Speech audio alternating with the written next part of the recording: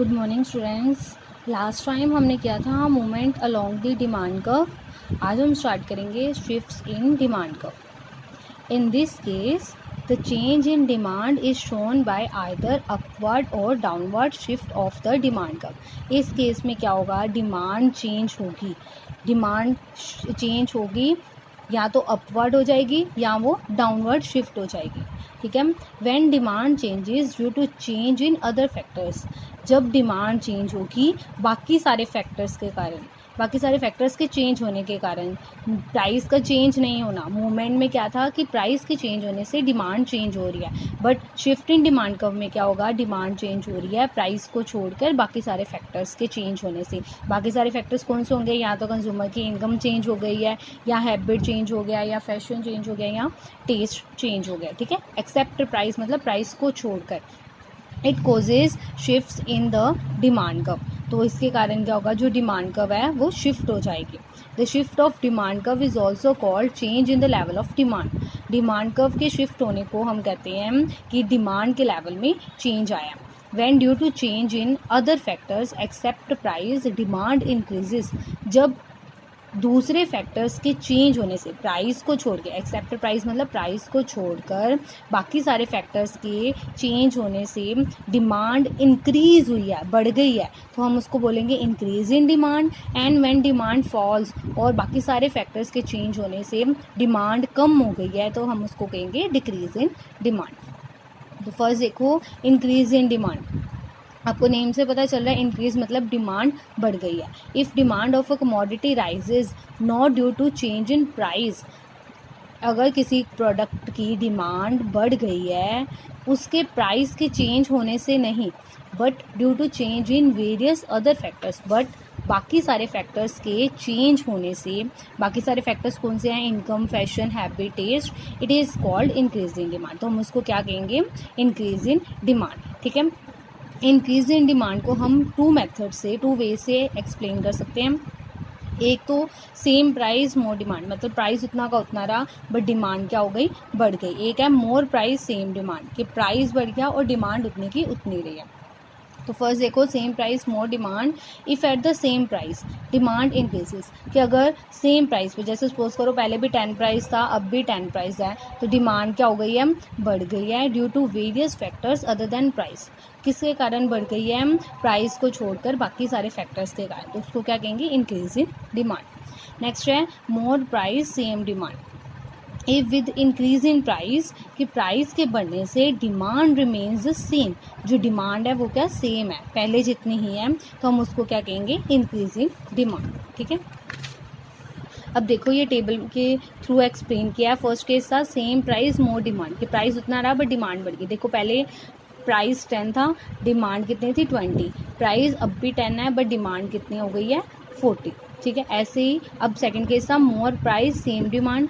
पहले प्राइस 10 था, डिमांड 20 थी, अब प्राइस बढ़ गया है बट डिमांड उतनी की उतनी ही रही है। ठीक है। तो उसको पहले एक्सप्लेन किया हुआ टेबल को कैसे एक्सप्लेन करना है, कि when price of a commodity is ₹10, demand is for 20 units and now price remaining the same. अब क्या हुआ, प्राइस सेम रहा है, now price remains the same, that is ₹10, demand rises to 40 units. ठीक है।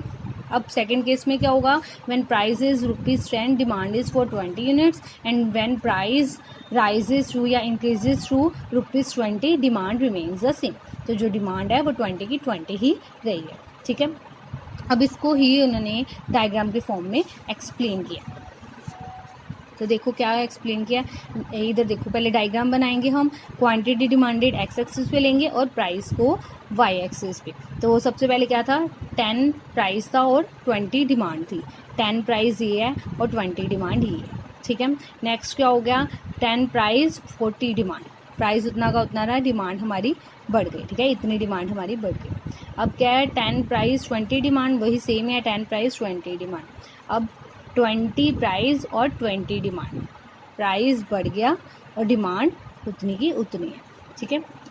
अब इसको ही एक्सप्लेन किया। ये देखो हमारी पहले कर्व बन रही थी, ये जब हमने फर्स्ट वाला केस क्या था, 10 प्राइस पे 20 डिमांड। देखो 10 प्राइस और 20 डिमांड, और फिर प्राइस उतना का उतना ही रहा, 10 ही रहा, और हमारी जो डिमांड थी वो 40 हो गई। ठीक है, तो तब हमारी डिमांड कर्व ये बन रही थी।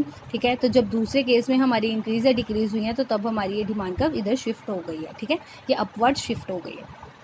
पहले इतनी डिमांड है, अब इतनी डिमांड करोगे। तो इसको भी वैसे ही लिखेंगे जैसे हमने पहले एक्सप्लेन किया था डायग्राम को, कि price is shown on OY axis and quantity demanded is shown on OX axis. When price is ₹10, demand is 420 units, and when price remains the same, demand rises to 40 units. ठीक है, ऐसे ही इसको explain करेंगे। ये मैंने आपको method पहले भी बताया था जब हमने इंडिविजुअल डिमांड कर्व की थी, तो सेम उसी मेथड से ही आपने इसको लिखना है। इसको कभी लर्न नहीं करना है, इसको समझकर खुद एक्सप्लेन करना है डायग्राम को। ठीक है, नेक्स्ट देखो decrease in demand. Decrease in demand में सारा ऑपोजिट हो जाएगा उसका। देखो, if demand for a commodity falls not due to change in price but due to various other factors, कि डिमांड किसी प्रोडक्ट की कम हो गई है उसके प्राइस के चेंज होने से नहीं, बट बाकी फैक्टर्स के चेंज होने से, जैसे इनकम, कंज्यूमर की, या फिर फैशन, टेस्ट, हैबिट, ये सारे फैक्टर्स चेंज होने से डिमांड कम हो गई है, तो उसको कहेंगे डिक्रीज इन डिमांड। ठीक है, इसको भी हम 2 वेज से एक्सप्लेन करेंगे। Same price less demand, lower price same demand. ठीक है, तो सेम प्राइस लेस डिमांड में क्या होगा कि प्राइस सेम है, डिमांड कम हो गई है। If at the same price demand falls due to various other factors, की प्राइस सेम है बट डिमांड कम हो गई है बाकी सारे फैक्टर्स के कारण, उसको कहेंगे डिक्रीज इन डिमांड। नेक्स्ट है लोअर प्राइस सेम डिमांड, कि प्राइस कम हो गया है और डिमांड सेम रही है। ठीक है, कि if with the fall in price, की प्राइस के कम होने से डिमांड सेम की सेम रही है, जितनी पहले थी उतनी अब है, तो उसको कहेंगे डिक्रीज इन डिमांड। अब देखो इधर ये टेबल को उन्होंने टेबल की फॉर्म में एक्सप्लेन किया है। सेम प्राइस और लेस डिमांड, फर्स्ट केस देखो कि 10 प्राइस था, डिमांड कितनी थी 40। अब हमने प्राइस सेम रखना है, मतलब 10 का 10 नहीं रहेगा। लेस डिमांड है ना, तो डिमांड को कम कर देंगे, 20 हो जाएगी। ठीक है, अब हमारे पास क्या केस है, लेस प्राइस सेम डिमांड, तो पहले तो उतना ही रहेगा, 10 प्राइस था और 40 डिमांड थी। अब प्राइस कम करना है, तो प्राइस 5 कर दिया और डिमांड उतनी की उतनी रही। सेम उसी तरह ही हमने ये डायग्राम बनानी है और उसको एक्सप्लेन करना है। देखो 10 प्राइस और 40 डिमांड, प्राइस 10 है और डिमांड कितनी है 40। ठीक है, ये हमारी पहले ही डिमांड कर्व बनेगी। उसके बाद 10 प्राइस 20 डिमांड, 10 प्राइस और 20 डिमांड होगी। ठीक है, फिर नेक्स्ट ये तो 10 40 हमने बना लिया। नेक्स्ट है 5 प्राइस 40 डिमांड, 5 प्राइस और 40 डिमांड। अब जो ये न्यू डिमांड कर्व है ये हमारी इधर शिफ्ट हो गई। ठीक है ना, ये डाउनवर्ड शिफ्ट हो गई। वो डिमांड कर्व हमारी अपवर्ड को शिफ्ट हो गई थी, ये डिमांड कर्व हमारी डाउनवर्ड शिफ्ट हो जाएगी। ठीक है, इसको भी वैसे ही एक्सप्लेन करना है। तो ये आपका हो गया शिफ्ट इन डिमांड कर्व। ठीक है, बस आप इसको अपनी कॉपीज़ पे नोट कर लेना और लर्न कर लेना। Okay, thank you.